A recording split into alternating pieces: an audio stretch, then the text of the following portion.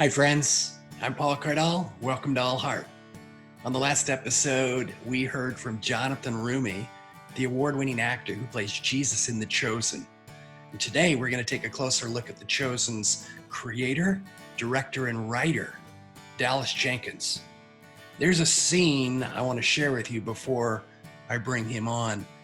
This is where a leper approaches Jesus of Nazareth for help. Lepers, they were despised and rejected for their disease. Now, fast forward, if you look at it through today's lens, who are the lepers among us? Well, it's symbolic of people who are different, who are rejected. Have you felt like a leper? Have you sought help? How have you been treated? Well, take a listen.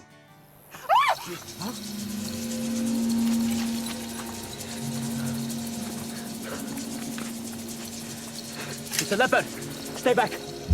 Cover your mouth. Don't breathe his air. Don't come any closer. It's okay, John. It's okay. Rabbi, you cannot. His disease, you can...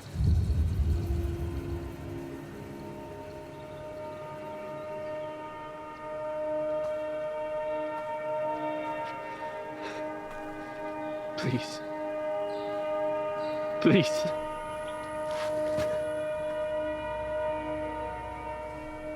Please don't turn away from me. I won't.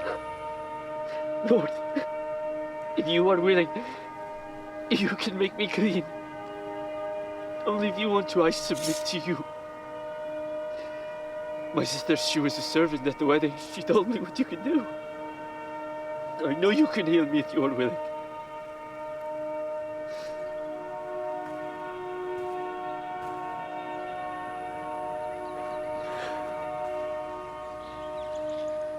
I am willing.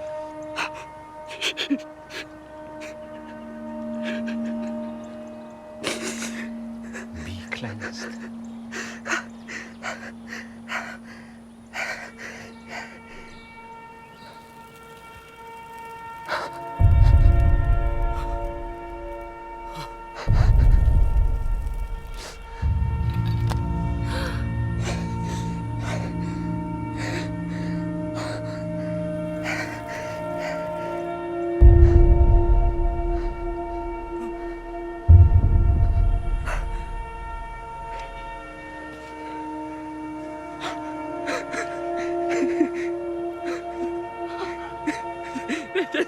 Thank you. I knew it. I knew it. I knew it. What can I ever do? Do not say anything to anyone. You don't seek your own honor? Please just do me this one thing. But what do I tell people? Go. Show yourself to the priest. Let them inspect you and see that you are cleansed. Make the proper offering in the temple as Moses commanded. And go on your way.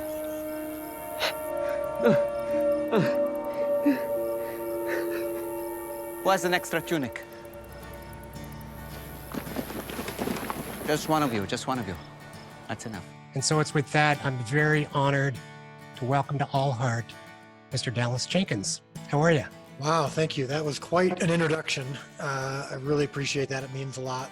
And yeah, I can tell you, my heart has been softened in doing this project. The story behind how this project has happened has changed my life as much as the content of the show itself. And I think it's been the process of making a show about Jesus and how he changes lives has matched what's been going on behind the scenes as well. So I really appreciate you having me on.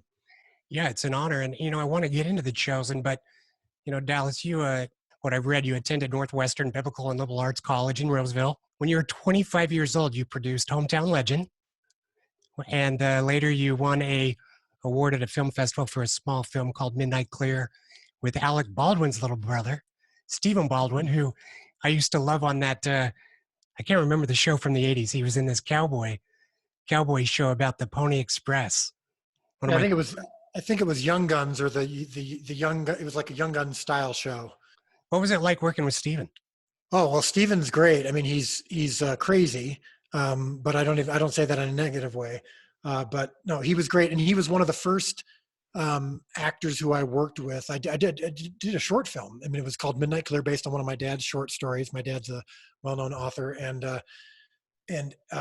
Steven had just become a believer, probably a couple of years before, and we got connected through some mutual friends. And so he was just really passionate about doing projects that reflected his faith, and so that was the first one. So this is a side note from what we're talking about, but both Stephen Baldwin and Kevin Sorbo have been some of the most common actors and most famous actors in the Christian film space. And I'm proud to say, or either I should say I'm proud to say, or I should apologize. But both of those actors, their first faith-based films they ever did were mine. Okay. So Okay. so Kevin Sorbo did a movie with me called What If back in 2010, and that was his first faith-based film, and he's since done a dozen. And Stephen Baldwin, his first faith-based film was Midnight Clear with me, and then he's also since done a dozen. So, Yeah. like I said, I either can say you're welcome or I'm sorry, depending on how you look at it. But yeah, it was great. Well, you mentioned your dad there for a minute, and your father wrote the series Left Behind. Right. So Kirk Cameron, we can thank him for Kirk Cameron's remake. Well, the movies were different. We didn't have anything to do with the movies, but yeah, the Left Behind project was I think the last time that we've seen something that took over, I think, the faith-based media world like it did. And I'm actually in my dad's office right now. I'm in Colorado visiting for 2 weeks. We just needed to get away from Illinois for a little bit during this whole quarantine. And so I'm in my dad's office. It's why you see that Cubs memorabilia behind me. He and I are both massive baseball fans and Cubs fans. So, but yeah, that's where my dad is probably right now about 20 yards away in his other office. Yeah, it's tough not having baseball season. My wife is from Cleveland, so we always go to the Tribe games when we're up there, and it's not having that right now is really strange in this country. Yeah, have the Indians and Cubs played at all much in the last few years? I don't know. I'm just maybe my memory's failing me. They'll play once or twice here, just a game or so, but they're in the different brackets. And yeah, I just didn't know if they're in the last 4 years or so, if the Cubs have broken your hearts at all. no, we have to deal with the White Sox, is who we're dealing with. So I want to ask a personal question. If I hadn't met you and I met your wife and I asked her, who is Dallas Jenkins? What is his heart? What is it that makes him tick? What would she say? Wow. That is a great question, and one that I haven't explicitly been asked before. So congratulations. But I know my wife and I have been in this journey together in the last 3 years. The Chosen journey has been extraordinary for the two of us. And she's as much a part of The Chosen as I am in many ways. So I think she would say honestly that I come from a broken heart. And I mean that, I don't mean that in a sad way. I mean that in the best way, which is she and I both were broken back in 2017, more than we ever had been before. And so the last 3 years have been a journey of humility. I really am motivated now more than ever before by a desire to do right by what God wants for me. And I don't think she would have said that 5 years ago. I think she would have said, yes, he loves God and he loves Jesus and he wants to serve the Lord in his career. But if she was honest, or if this wasn't public, she might say he's also motivated a little bit by narcissism, by a desire to be liked, to be approved, to make it in Hollywood, for example. I mean, that was a big goal of mine. Was I really wanted to? I mean, my goal for 20 years was to win an Academy Award. I mean, I watched every Academy Award ceremony, imagining myself up there.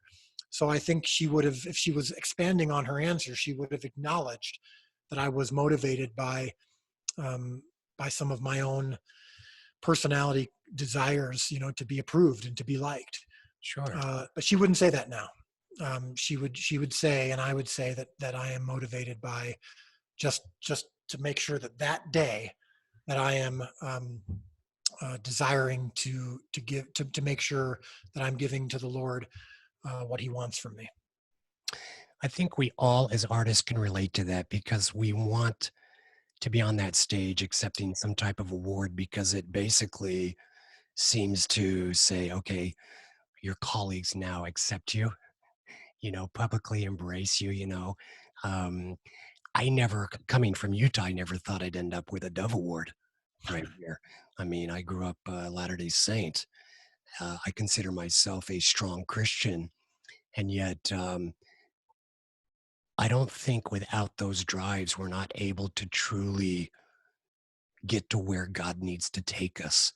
But I want to know, what was it that broke you to the point where you're going, well, I'm now going to create this series that's going to generate $10 million in crowdfunding, which has never happened before.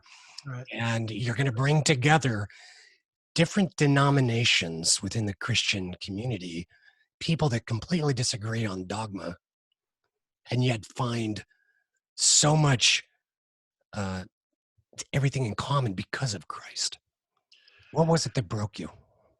Well, yeah, I'll answer that in just one moment. What's funny is you skipped a few steps when you said, what was it that broke me? And then what was it that made me think I'm going to create a show that's going to break the crowdfunding record and bring all of those things, each of those elements. Well, in algebra, so I didn't know. Well, all of those things, okay. None of them happened all at once, and certainly none of them were my expectations. So I'll explain in a second because I think it'll really drive to the heart of your question.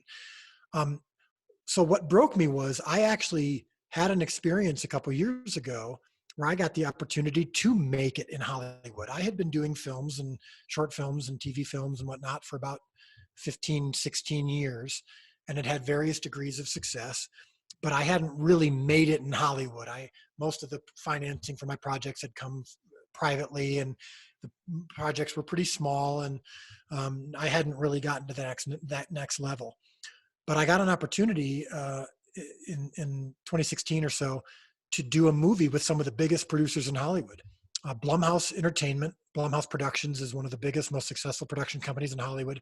They do primarily horror films. So any of the most successful horror films of the last 10 years are most likely from Blumhouse, whether it's Get Out, Us, Sinister, Paranormal Activity.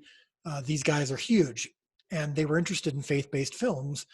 And long story short, they wanted to work with me. They had seen a short film that I had done. We had a mutual friend who they trusted. And so they, along with WWE, yes, the wrestling company, World Wrestling Entertainment, which has a film division and is pretty successful, they put up all the money for the project. And so I was currently at the time working I had a job at a church in Elgin, Illinois, a mega church that had hired me to make films. I had been doing it in Hollywood for 10 years, but then I moved back to Chicago area to do it within the confines of this church. And they had the resources to do it. So very long story short, a horror film company and a wrestling company and a church in Elgin, Illinois, all combined to make a feature film called The Resurrection of Gavin Stone, which was set in a church. It had a strong gospel message. I mean, the cool thing was I didn't have to sacrifice any of the message. These guys genuinely wanted to make a truly faith-based film. Walden Media saw the film and got involved, Universal Studios. We had some major players who all loved the film and wanted to, and they not only loved the film, but the film had tested higher than any film they had ever done before. So they did screen tests like in Orange County and got feedback from the audience, and it was just off the charts. And so they wanted to do multiple movies with me. So I was a director with a very bright future. The next 10 years of my life were kind of set. They wanted to do multiple faith-based films with me. And I had made it in Hollywood for all intents and purposes. And then the movie came out. The movie was released in theaters, and it was a total bomb at the box office. I mean, within 2 hours, we could tell from the numbers that it was going to fall short of even their lowest projections. Why? And so, what's that? I'm sorry? Why? Well, it made it. Yeah, I mean, who knows? I mean, but it came out on the day of it was January 20th, 2017, which was the day of the inauguration. I think there's lots of reasons why the movie didn't succeed, but I at the time, all we knew was it was a failure financially, and that these companies that were involved, within a couple hours, were like, yeah, I guess we don't understand the faith-based market. I guess we're going to go back to doing what we do best. And I went from being a director with a very bright future to a director with no future. And I was home alone with my wife, and we were crying and we were confused, because God had been so present in the events leading up to that. So the connection with Blumhouse and WWE and the project itself had so many wonderful God moments. And yet now here we were, and it was all taken away. And it was so confusing. And so we were praying and crying and not sure what the heck had just happened. And God laid on my wife's heart very powerfully, as clearly as though it was audible, two things. One was the story of the feeding of the 5,000. And two was the phrase, I do impossible math. Now, we don't necessarily hear God's voice audibly, and I think it's very dangerous to claim that God's spoken to you. I think we're very careful about that, but we did know that was impressed on her heart very powerfully. Yeah. So we went and we read the story of the feeding of the 5,000. We've heard it hundreds of times.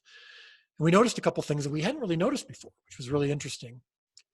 Number one was that Jesus was actually responsible for the hunger that led to that miracle.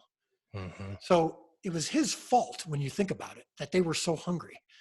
So the disciples come to him and they say, Jesus, these people are hungry. We need to send them home for food. You've been talking for 3 days and they're hungry. And he said, and he knew it. It didn't surprise him. He actually said, oh no, we can't send them home. They'll faint along the way. That's how hungry they are.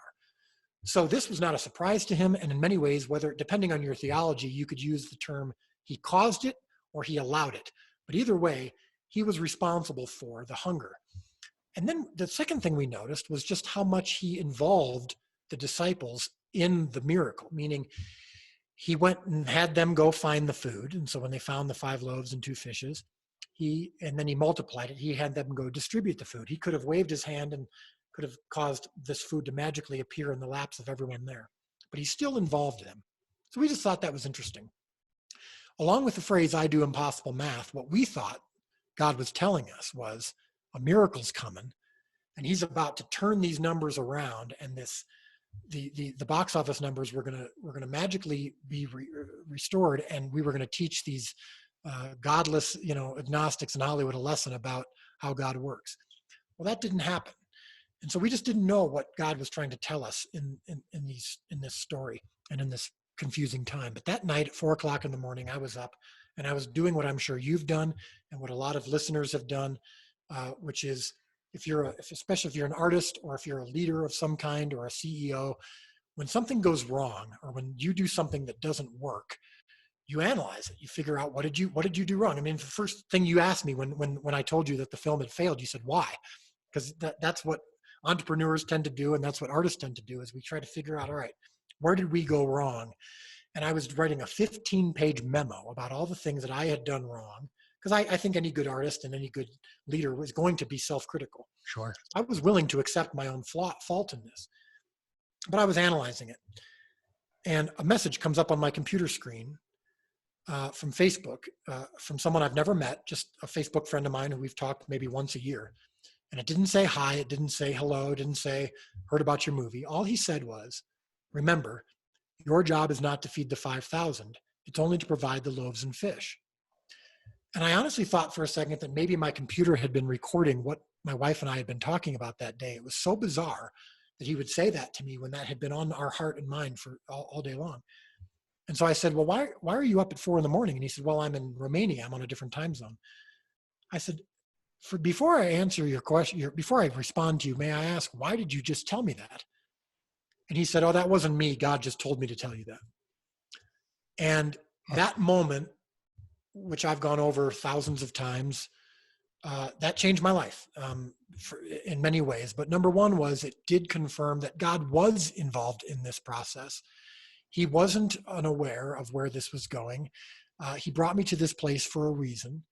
He was responsible or allowed the hunger that I was left with after this failure. I needed a miracle, and God was not out of that process of getting me to that place.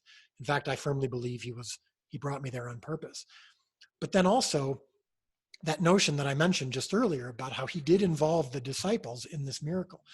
So I didn't know what was coming next, but I did know that I was supposed to be part of not focusing on the feeding of the 5,000.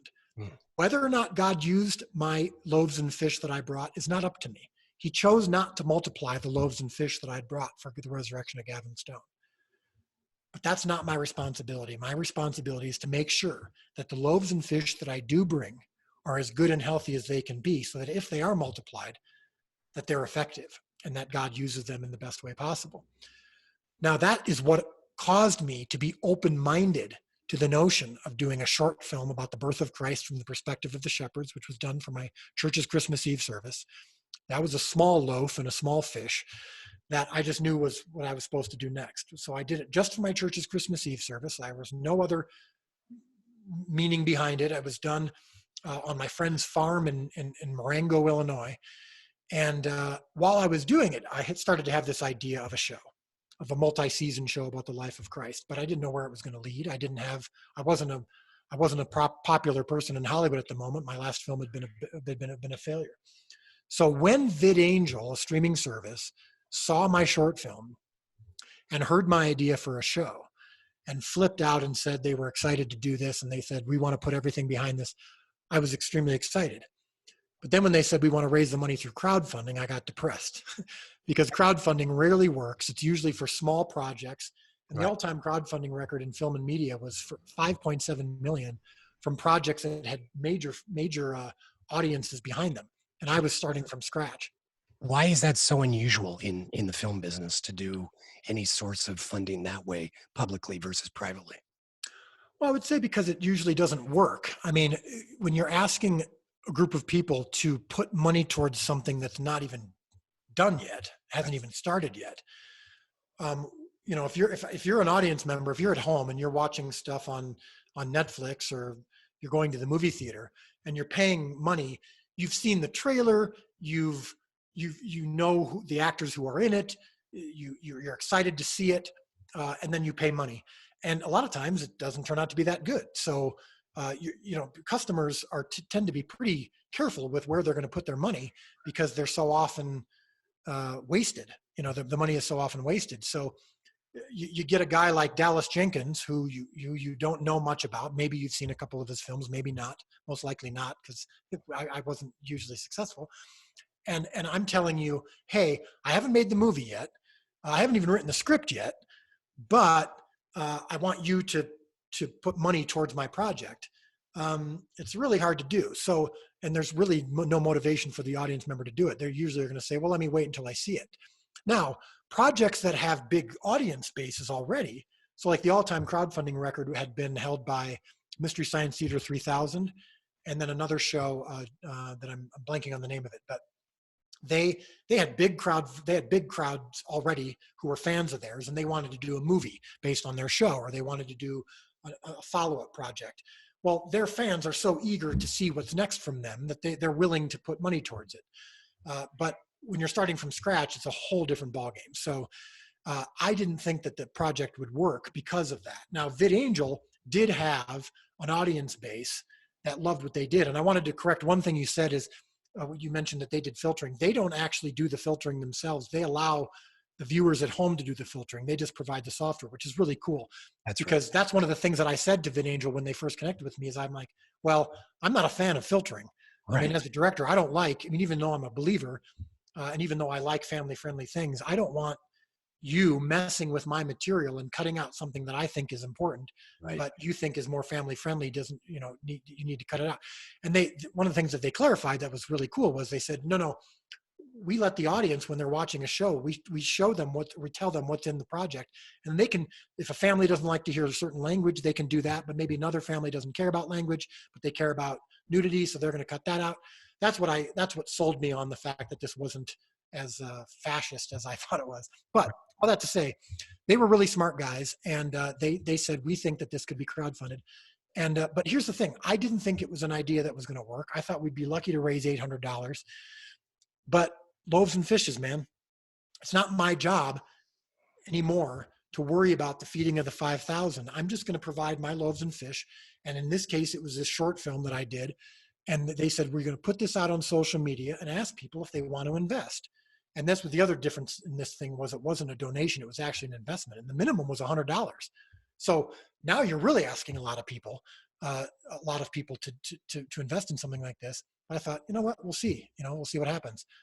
And again, as God was wanting to do, and that's when this whole notion of impossible math came into be, Right. was when we ended up raising $10 million from 19,000 people around the world based on a short film from my church's Christmas Eve service.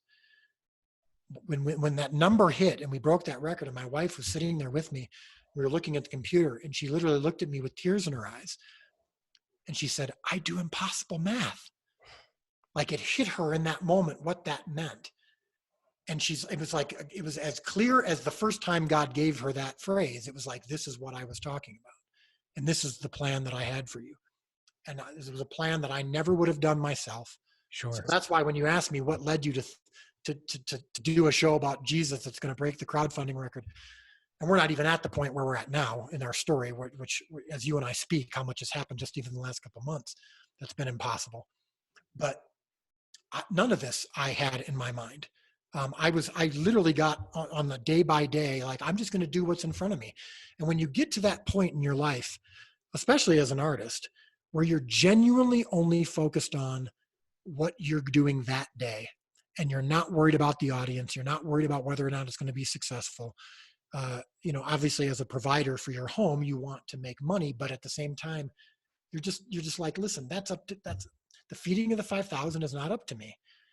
It's not necessarily the best business practice. If I was speaking at a conference and I came up to the audience and said, yeah, where you're at in 5 years is none of your business, and it's not your job to worry about the results, I wouldn't probably be considered a popular speaker at a business conference. But all I can tell you is, for spiritually speaking, I think it's a great place to be. And in our case, it's been the best place to be business-wise, because if you tried to predict or tried to plan out what's happened with The Chosen over the last year and a half, it would have been silly, because it didn't exist. There was no outline for what's going on. So I've given a really, really long answer to your question, so I apologize, but that's kind of the backdrop of where we've been. So now, before we go into the heart of The Chosen, obviously, when we talk about a biblical film, a biblical series, people tend to think of Mel Gibson's Passion or Mark Burnett's AD or the Bible series. What is it? And obviously, the Passion of the Christ, they never thought that would make what it made. And that's proof right there that people are hungry for the fish and the loaves. What is it that makes it stand out? And why has it become this sensation? It's like a stone cut out of the mountain, as Daniel talks about, that's rolling forth, and it's going to get bigger and bigger and bigger. Yeah, it's been extraordinary. I think that the Passion of the Christ is probably the last Jesus project that united as many people as it did, both Catholics and evangelicals. But when I've talked to some of my LDS friends, they said, yeah, the Passion of the Christ was too bloody for the LDS crowd. The LDS crowd and their depictions of Christ tend to be much more reverent and I don't know, heavenly. There's usually light beaming out of his head and whatnot. At Hallmark. Yeah. I genuinely, with this show, am focused solely on the stories of Christ and his followers. And yes, I've done a lot of scenes and dialogue that's not from the Bible, it's from history or from artistic imagination, but it comes from a genuine love of Scripture and a genuine love of the Gospels. And I'm not bringing in all of those theological differences, that most of which came after Jesus was on earth. So when you look at the divide between the LDS crowd and the Catholic crowd and the evangelical crowd, Messianic Jewish crowd, Orthodox, whatever it is, most of those theological differences and most of those arguments they took place after Jesus was here. When you really focus on the stories of Christ and when you focus on the stories of the Gospels, there's a lot more agreement than maybe we would have thought. And I've been pleasantly shocked and thrilled by how much, when you go to the Chosen Fan Club on Facebook, you get Catholics, LDS, evangelicals, Messianic Jews, Orthodox, all those people who they come there with this immense love for the show and this immense love for the portrayal. Of course, some arguments end up ensuing because people can't help it. But for the most part, we're finding these barriers are breaking down. And I think that's a testament to Jesus and the fact that I'm not going to brag about my skills as a filmmaker, but I will brag on what I've been doing more than anything else in the last year and a half, and that's listen. And the reason I feel comfortable bragging about it is because it reflects a tremendous attempt on my part at humility. I'm not a naturally humble person. I think I tend to be more of a someone who is very confident, because I don't like to make decisions or say things unless I've really studied them and I've come to a confident decision. So the reason I say that is I've really recognized that for this show's success, I need to step out of the way. And yes, I'm still going to bring my loaves and fish. And yes, Jesus still had the disciples involved in the miracle, and he had them do their part. And I'm going to make the loaves and fish as good and healthy as they can be. But what's happening with this show, the feeding of the 5,000, the breaking down of cultural barriers, the breaking down of religious barriers, the breaking down of age barriers, the fact that so many people are coming together with this show, all I can tell you is that I've been really trying to listen when I'm writing and really trying my best to make sure that this show is focused solely on the stories of Jesus and not bring my own biases to it. And that's what I think is responsible for it, because this show is way better than I am. And the effect that it's having on people is way better than anything I could ever do. There's no amount of success this show could have that would ever lead me to believe that I'm responsible for it. So God is doing something special. When people watch it, they tend to say the same thing. They say, I can't explain it, but my heart was just like wrecked, but in the best way possible. And the Holy Spirit spoke to me, and that's not me. That's not Dallas Jenkins. I didn't write something going, what I really want to do is make sure that anyone who watches this, their heart is broken down by the Holy Spirit. I'm not responsible for that. So all I know is I'm going to continue to do my best to listen. And I think if I continue to do that, then what's been happening so far in season 1, where God has been kind of connecting what he wants said to what the viewers are experiencing, and I'm just trying to kind of be a helpful conduit in that, I think that will continue to happen as long as I continue to try to stay out of the way. Does that make sense? Yes, absolutely. Something you've done that I've never seen in a biblical film or series, the respect that you have for women, the way that you have written the Jesus that I know. You have done such a beautiful job, because he was the biggest advocate of women, and without women, we would be nothing. The relationship that he has with his mother, but the way you start with that first episode after the birth episode of Christ, and you immediately bring in Mary Magdalene. And I love that you made it clear that she was the one who was possessed of devils, and that she wasn't necessarily some prostitute. Right. You really emphasized the truth of who her character was. And then, like, in the music world, we create these orchestras, and then they crescendo to this big, ending. And that's what you've seemed to have done with every episode. It's this slow climb to where we are so drawn into these characters that all of a sudden, it's like you wave this wand, and here's all of a sudden, boom, this powerful moment. How did you, you obviously just described that's God, that's the Spirit, that's, for a lot of people that aren't believers, how do you explain what that is, that power? Yeah, well, there is for sure some intentionality behind both of the things that you brought up. One is the portrayal of women, and two is this buildup that we're trying to do.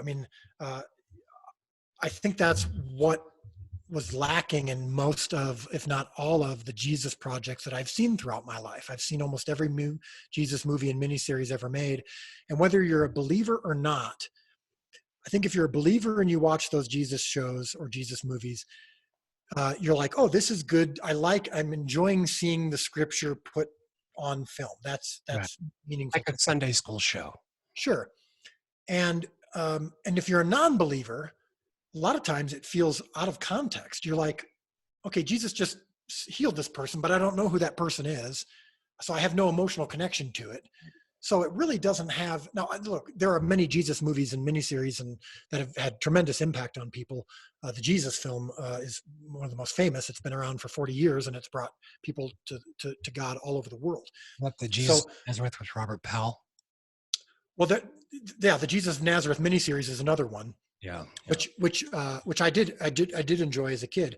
But I think even Christians would acknowledge that they don't feel a tremendous emotional connection to these portrayals because there's no backstory, there's no context. It's just miracle to miracle, Bible verse to Bible verse.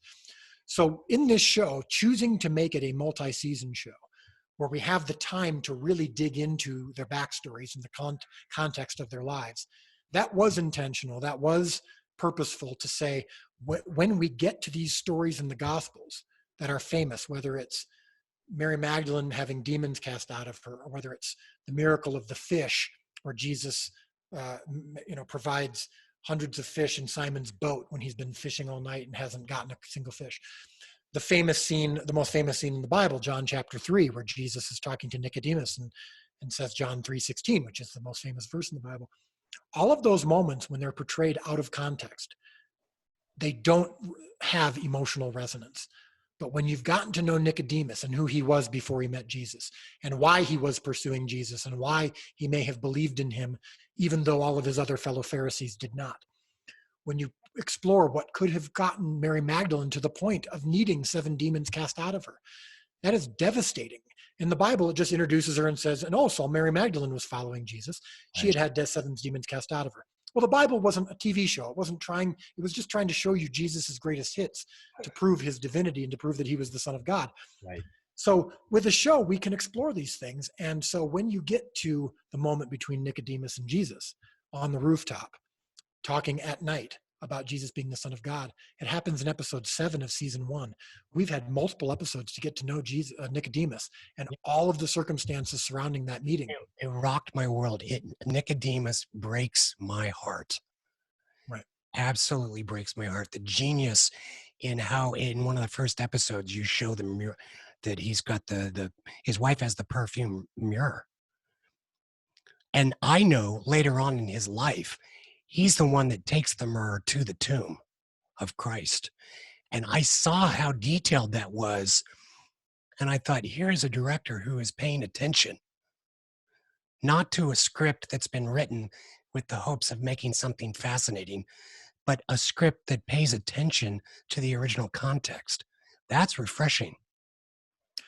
Yeah, and I think that's because we went to the stories of the Gospels and then worked our way backwards. So when we chose to make Nicodemus a main character, one of the reasons was, and then I'll get to in just a moment your original question about women, because I think that's really key. We see that Nicodemus at the crucifixion and ultimately the burial of Christ, that he provided, what seems to be tens of thousands of dollars worth of perfumes and spices for the burial. So you work your way backwards and you go, all right, what would have led him to do that? Well, we saw that, he shows up in the Gospels at the trial of Jesus, and he kind of gives this kind of subtle halfway support of Jesus, where he just says, let's make sure we give him a fair trial. But he's certainly not out of the closet as a follower of Christ. You work your way backwards even more to when he meets Jesus. So he knows Jesus is the Son of God. He's spoken to Jesus face to face and spoken to him directly and still was not out publicly as a follower of Christ. And I looked at that burial spices and perfumes that he provided. I apologize, by the way, there's a phone ringing in the background. I apologize if you're hearing that. But I looked at that as a bit of a guilt offering.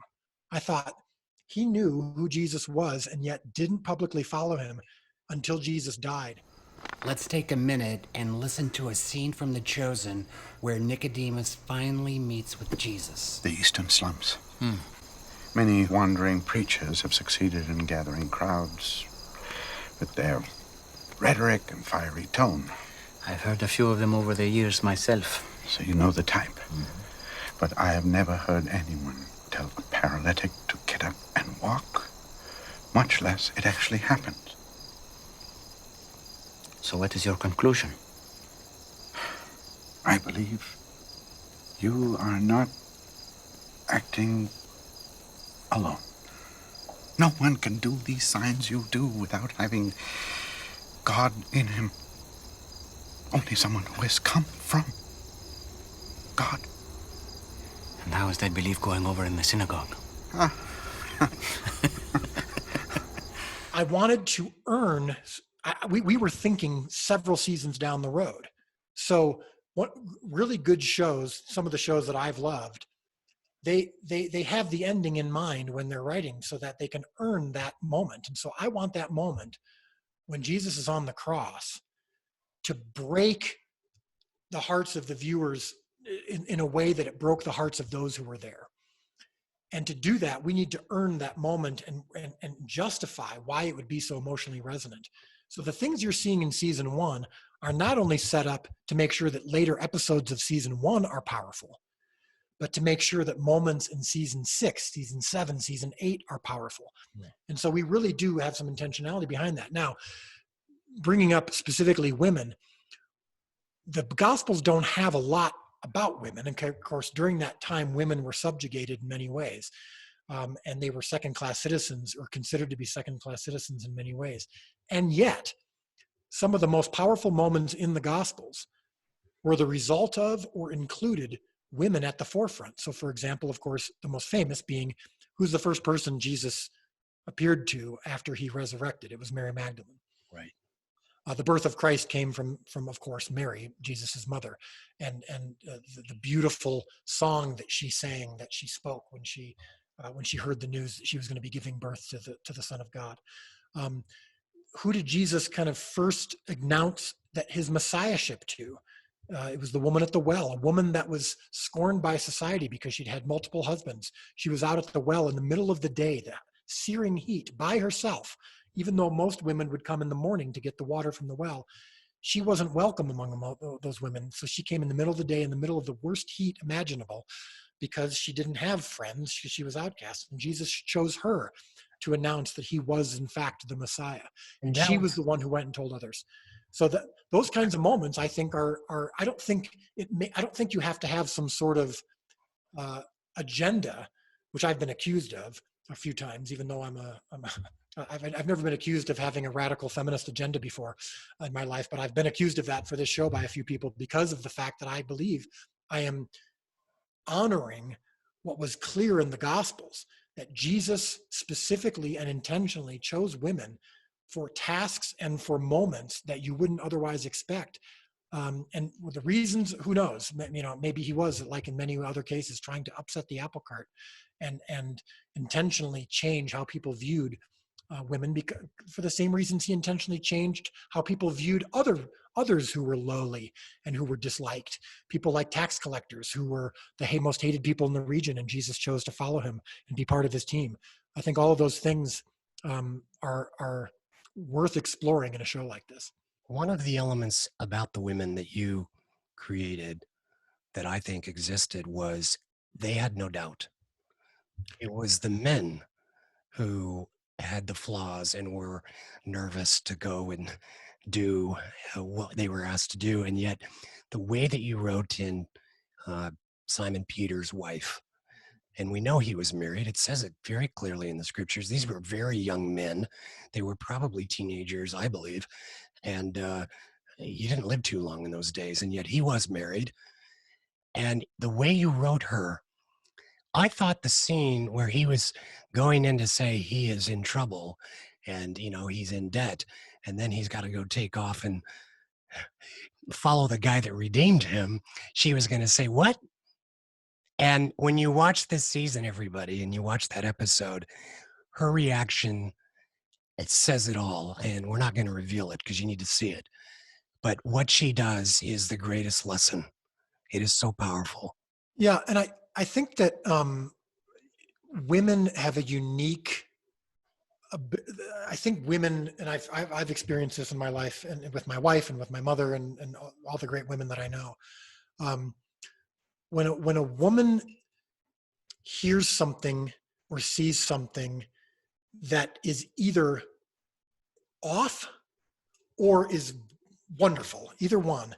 They sometimes have a sixth sense that I think men don't often have. That's right. And what you see with Simon's wife in the first few episodes is she can sense something's off with him.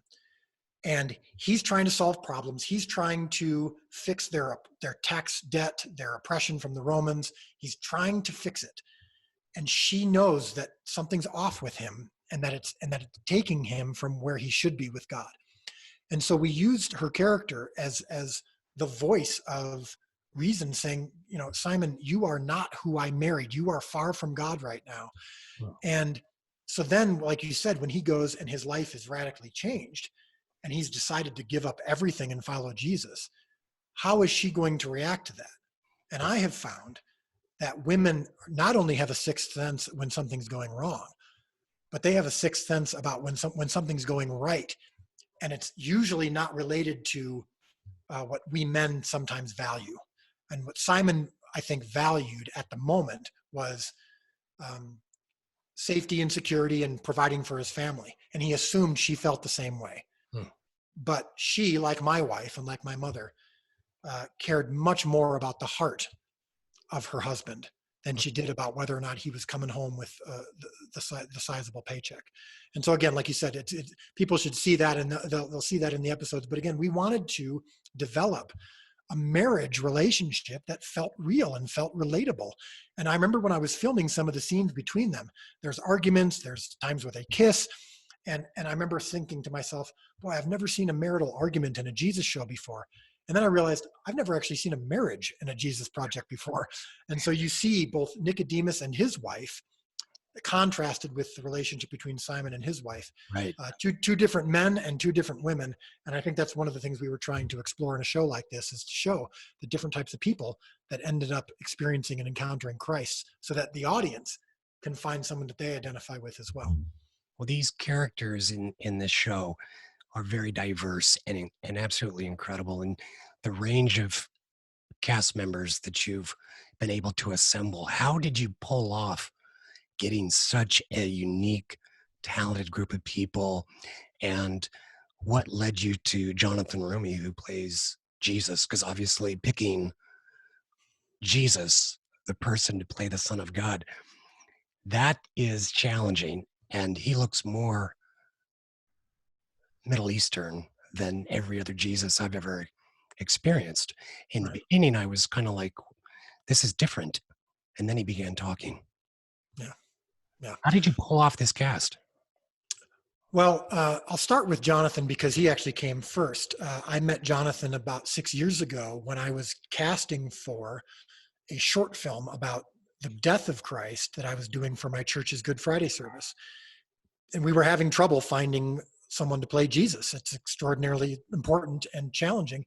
And I was casting for the two thieves on the cross, who were the main characters of this short film. Jesus actually doesn't show up until the end. And Jonathan had auditioned for one of the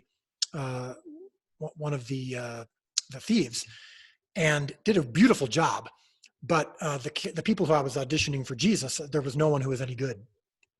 But I saw something in Jonathan when he auditioned for the thief that I thought, well, I wonder if he could pull off the tenderness of Jesus that's lacking in some of these other portrayals. And so I had him audition for Jesus, and within 10 seconds, decision was made. And I remember when we were filming that short film, I thought to myself, this is the best portrayal of Jesus I've ever seen. He combines masculinity with tenderness and gentleness. He combines kind of the human side with what looks divine. And Jonathan would be the first to tell you he's not divine, obviously, and he's not Jesus, and he's a sinful, flawed man. And in fact, at the time that I met him, he was probably as far away from God as he'd ever been in his life. Playing this part multiple times over the next couple of years with me, doing other short films and vignettes, started to draw him closer than ever to Jesus and to his Father. And so when it came time to cast for the show, that was the easiest decision. Finding the other cast members was challenging, primarily because I wasn't looking for stars. I wasn't looking for famous people on any level. Eric Avari, who plays Nicodemus, was the only one who we cast who was recognizable, and he was my first choice for Nicodemus. And that's its own story. How he had retired, which I didn't know. He had retired from the business, and I didn't know that. When I sent him the script and a letter, he loved the script so much he wanted to be involved. But anyway, when you're casting and you limit the number of factors, that makes it even more challenging. So when you're casting for a show and you're just like, I'm looking for someone in their 20s, well, that's going to limit you a little bit. But if you don't have an ethnic specificity, then you actually are casting with a wider net. Well, we were looking for specifically for people who looked Middle Eastern, for people with olive skin or dark skin, and so now you're limiting your talent pool even more. And it's hard enough to find great actors, hard enough to find people for the right for the role, even when your net is wide. But when you're looking for someone between the ages of 18 and 25, specifically an ethnic look, we're not necessarily looking for famous actors. So it becomes challenging. And I think we just found people who loved the script and who, boy, I mean, it's, when I think back on it, it's hard to explain, because in each role, it was like there was only one right person for it. We would see 50 people for a particular role, and like 48 of them were clearly not right for the role or weren't very good actors. And that in many ways made the decision easy. But each time it was, I don't know, God would just give us someone that at the last minute who was just amazing. The casting of Mary Magdalene, I mean, she's just miraculous in her portrayal. And we didn't cast her until 2 weeks before shooting because we couldn't find anyone who could pull that off. But I just, again, I was in that loaves and fishes category. Like, it's not my job to worry about this. It'll eventually emerge, and it did each time. So it's been, as the director, I sometimes find myself being like a fanboy when I'm watching the scenes or when I'm directing the scenes, because the performances are so beautiful. We have a couple minutes left. I have to ask, you've brought together a lot of different scholars from different denominations. And one of the things we really appreciated, my wife is Catholic, and for years we've been concerned that people have believed that Catholics pray to Mary and worship Mary and don't worship Jesus. And so it was interesting, you created this podcast where you're able to tell more people about what's going on behind the scenes. But you have all these different scholars that are diverse, that have come together. How did you assemble these individuals? And do you think that's key of why you've been able to bring in the different denomination groups? Yeah, it's interesting. You might be surprised by this answer, but I don't think it was key in connecting the denominations, because, as I said earlier, when it comes to the stories of Christ, there's a lot of agreement already. And I want to make it clear, and I think this has been clear in the roundtable discussions that we had. We have a Catholic priest, just to answer your question, we have a Catholic priest, a Messianic Jewish rabbi, and an evangelical scholar. It sounds like the beginning of a joke, I know, but we gathered those three, and we have them. I have them read the script. Now, I'm an evangelical. I'm not a Catholic. I'm not LDS. I'm not a Messianic Jewish person. I'm an evangelical, and we've made it clear that the show is coming from that perspective. But I wanted to know from Father Guffey, who's a Catholic priest that we brought on. We had some mutual friends. I wanted to know if there were any red flags from some of these denominations that I could avoid unnecessarily. Meaning, if there's something that I disagree with a Catholic. So, for example, real quick, in the portrayal of the birth of Christ that I did in the short film, I show Mary experiencing great pain as she's delivering. Right. And there is a segment of the Catholic population that believes that Mary experienced no pain in childbirth, right, because they believe that she was sinless. And I passionately do not believe that. So I am going to I've portrayed Mary as having pain in childbirth. And if it comes to a point in time in the show where I disagree with some of my Catholic brothers and sisters about this, I'm not going to change something that I feel strongly about just because a Catholic priest or a Catholic friend of mine disagrees. However, what I don't want to do is offend a large group of people for something that's an extremely minor issue. Right. So I just want to be aware of any red flags. So, and I do respect Father Guffey's background and his love of Scripture, and I think it is important to hear Bible consulting and Bible expertise from people who come at it from slightly different perspectives. So Rabbi Jason, who's the Messianic Jewish rabbi, is an encyclopedia of Jewish history and Jewish biblical history. And that's, of course, extraordinarily important for this show. And the show is very much a kind of a love letter to the Jewish roots of our faith. But again, I also have an evangelical scholar because I want his perspective as well. So I do think that's probably contributed to avoiding some of maybe the little things, like Father Guffey can say, this piece right here is going to upset a few Catholics because of X, Y, Z. And there's been times where I've said, yeah, I'm not worried about that. And he said, great, that's up to you. And there's been other times where I've thought, yeah, I can make that tweak. It's not that big of a deal. And there's no reason to distract my Catholic viewers because of this particular thing. So that's been a beautiful thing to see, is how much alignment we do have. And I think also if you watch those roundtables, which are available on our app, and some of them are available on our YouTube page, you'll see I'll ask questions of like Father Guffey and say, listen, I've been told that you guys believe this. Is that accurate? And sometimes it's not accurate. And I think it's good for people, even if they disagree with another denomination or a faith tradition, to at least be accurate in what they think those people believe. And Mary is the key one, Mary, Jesus's mother. And when I portrayed her in episode 5, I said, I wanted to know from Father Guffey. So, from a Catholic perspective, you guys think of Mary maybe differently than evangelicals do. How did I do? Not because I need their approval, but because I do think it's good if Catholics and evangelicals can come to the same page. And if he happened to love episode 5 and Catholics have loved our portrayal of Mary, which is a great bonus. It's not what when I write, I'm not seeking the approval of the Catholic Church. Sure. But it's certainly nice if we can come to agreement on this thing and worship the same Jesus. Is there any denomination that's more particularly forgiving in the way they've accepted the show? This is a tricky question. Yes. And it's a controversial answer, I would imagine, but I would say that the LDS community has been the most forgiving, which is interesting because they've also been the most attacked. There are some LDS folks who work in the distribution company who work at VidAngel, who've been as more responsible for the distribution of this show to every country in the world than anyone else. So when I've got evangelical or Catholic friends who are like, well, wait a minute, why are you working with people in the LDS community, or people in the LDS community are heretical, or whatever it is? Sure. I like to say two things. One, you don't know half of what you're talking about. So I'm not going to get into theological differences, but we have a great example in Rabbi Zacharias, who we lost.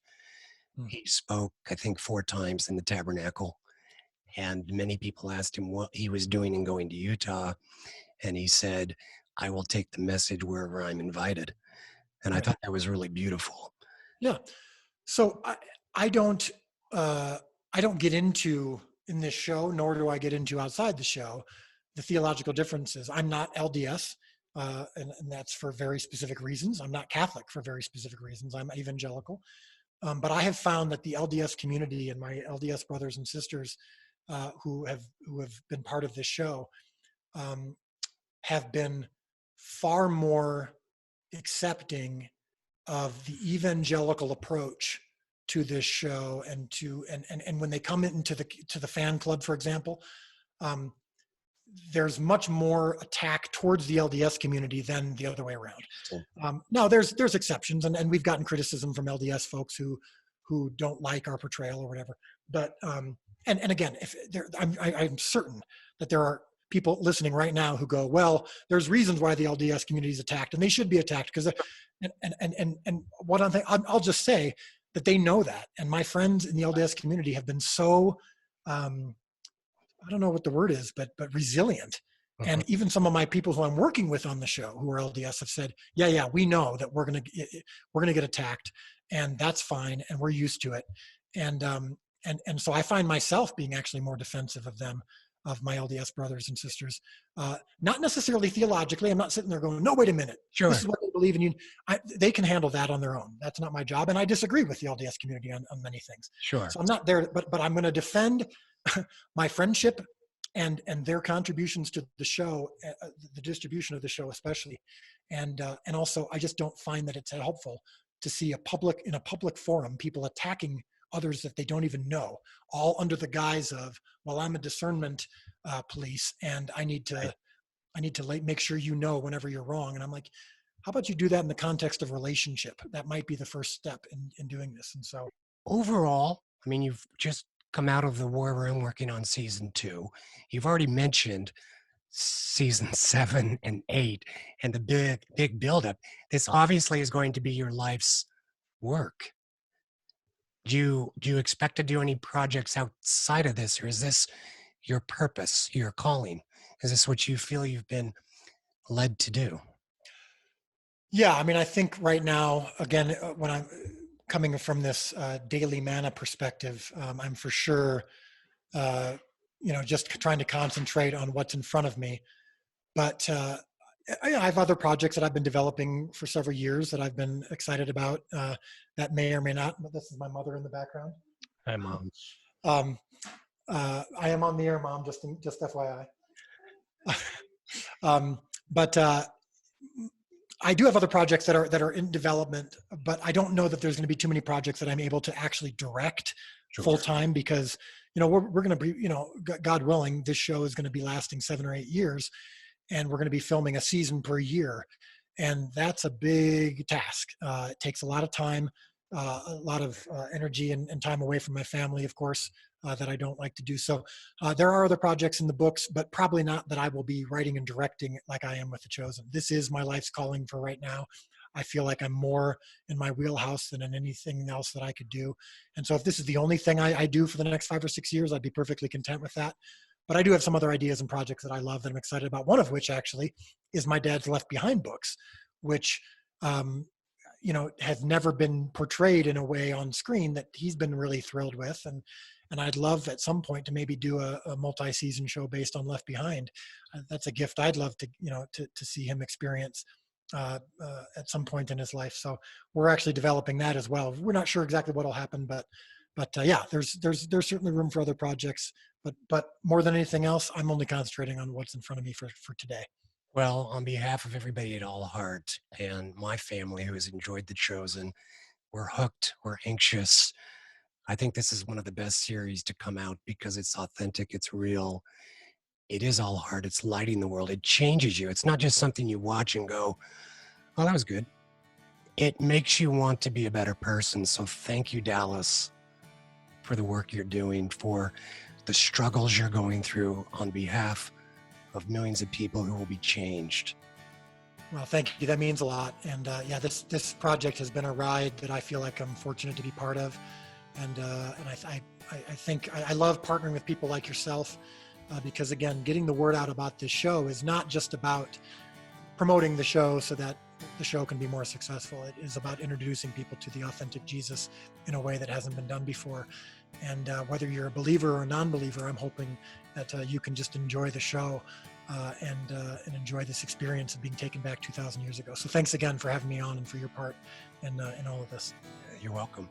American Songwriter has been a home for songwriters, musicians, and music lovers for over 35 years.